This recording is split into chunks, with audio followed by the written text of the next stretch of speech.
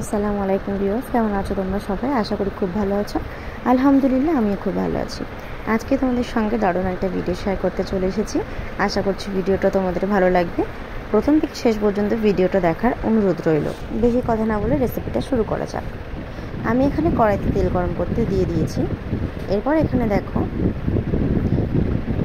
লম্বা লম্বা করে সরু সরু করে আলু কেটে নিয়েছিলাম।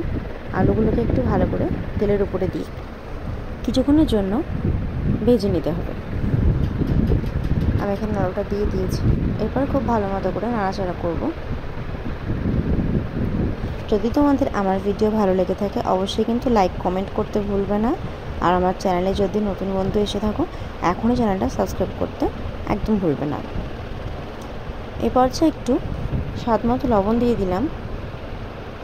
লবণটা দেওয়ার পরে আমি আরও ভালো করে লবণটাকে মিশিয়ে নিচ্ছি। এভাবে কিছুক্ষণ নাড়িয়ে ছাড়িয়ে আলুটাকে একটু লাল লাল করে ভেজে নিতে হবে। কতটা পরিমাণ ভাজতে হবে আমি সেটা তোমাদের দেখিয়ে দিচ্ছি।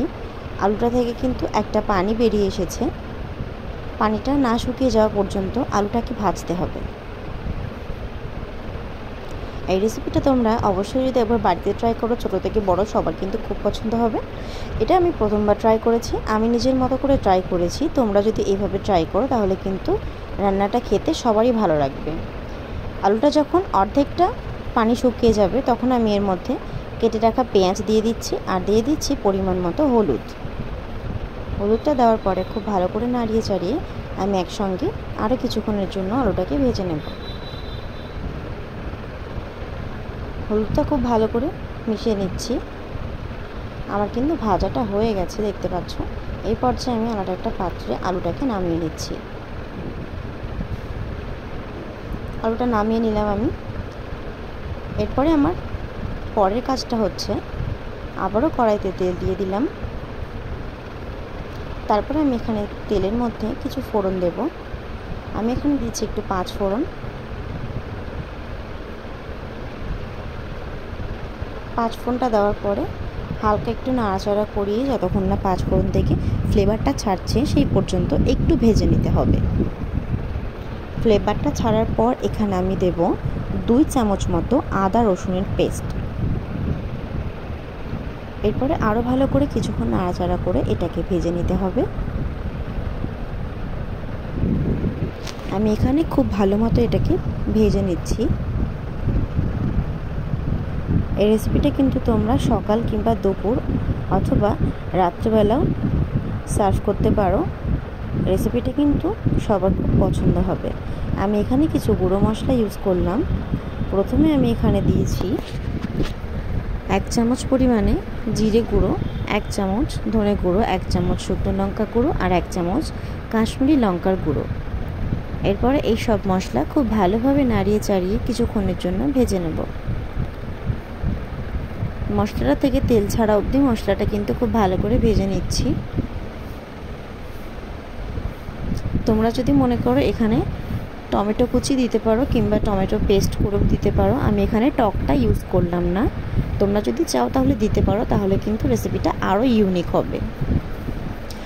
হালকা একটু পানি দিয়ে পর্যায়ে একটু নাড়াচাড়া করে কিছুক্ষণের জন্য অপেক্ষা করব পানিটা ফুটে আসা পর্যন্ত। এই পর্যায়ে আরও একটা মশলা এখানে অ্যাড করতে হবে, সেটা তোমাদের সঙ্গে শেয়ার করে দিচ্ছি। হালকা একটু পানিটা গরম হয়ে এসেছে। এর উপরে আমি 1 চামচ মিট মশলা দিয়ে দিলাম।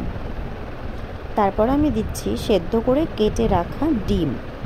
ডিমগুলোকে আমি আগে থেকে সেদ্ধ করে মাঝখান দিয়ে কেটে নিয়েছি। সব রকমভাবে কিন্তু ডিমের ঝোল করলে একইভাবে বারবার খেতে ভালো লাগে না, একটু আলাদাভাবে ট্রাই করে দেখবে। একই রান্না কিন্তু অন্য রকম স্বাদ হলে সেটা ভালো লাগবে।